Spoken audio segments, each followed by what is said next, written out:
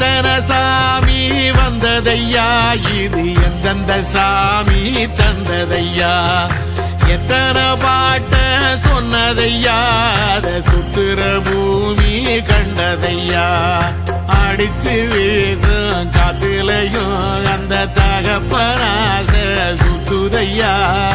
பிடிச்சு பூக்கும் விதையிலும் ஒரு வம்சத்து கதையே உள்ளதையா 100 தலைமுறை சேர்ந்து செதுக்குன ஈர நலம் இது பாறையா வாழும் வரையிலும் நீயும் விதைக்கிற கடமை இருக்கு கேளையா 100 தலைமுறை சேர்ந்து செதுக்குன ஈர நலம் இது பாறையா